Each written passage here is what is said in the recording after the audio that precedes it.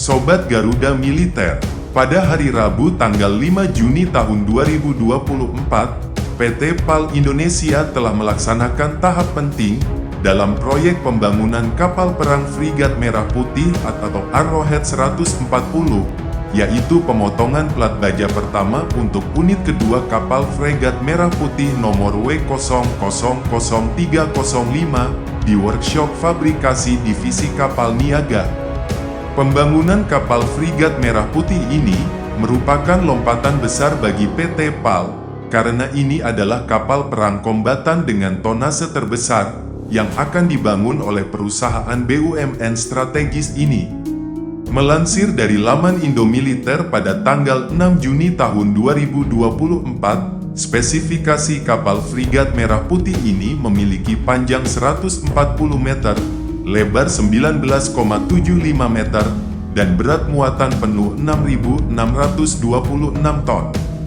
Kapal perang ini dapat mencapai kecepatan maksimal 28 knot dan mampu berlayar terus-menerus tanpa bekal ulang selama 21 hari. Jarak jelajahnya mencapai 9.000 nautical mil atau sekitar 16.668 km dan diperkirakan bisa diawaki oleh 143 personel. Nah, Sobat Garuda Militer, pemotongan plat baja pertama adalah tahap awal dalam konstruksi kapal yang menandai telah dimulainya produksi fisik kapal. Upacara pemotongan baja pertama ini biasanya dihadiri oleh pejabat perusahaan, pekerja, dan undangan khusus. Baja pertama dipotong menggunakan mesin pemotong dengan teknologi laser atau plasma untuk mencapai akurasi tinggi. Setelah upacara simbolis ini, proses pemotongan baja dalam skala besar dimulai. Lembaran baja kemudian dibentuk dan disambung melalui proses pengelasan untuk membentuk bagian-bagian utama kapal, seperti pelat lambung, rangka, dan kompartemen lainnya. Pembangunan unit pertama Frigat Merah Putih dimulai dengan pemotongan plat baja pada Desember tahun 2022 lalu. Jika tidak ada kendala, proses pembangunan diharapkan selesai dalam waktu 69 bulan. Pada September tahun 2021, Babcock menandatangani perjanjian lisensi desain dengan PT PAL Indonesia, mendukung pembangunan 2 unit kapal Frigat Arrowhead 140 di Surabaya. Desain Frigat Arrowhead 140 ini didasarkan pada kapal Frigat Iver Huitfeldt class yang dikembangkan untuk Angkatan Laut Kerajaan Denmark dan dikenal sebagai proyek kapal perang Frigat Merah Putih di Indonesia. Nah, Sobat Garuda Militer, secara spesifikasi, kapal Frigat Merah Putih ini dilengkapi dengan sistem sensor, senjata, dan komando atau SWATCO terbaru yang ditetapkan oleh Kementerian Pertahanan Republik Indonesia. Selain itu, terdapat perbedaan signifikan dalam jumlah peralatan sistem tempur dan variasi platform persenjataan antara kedua kapal Frigat Merah Putih.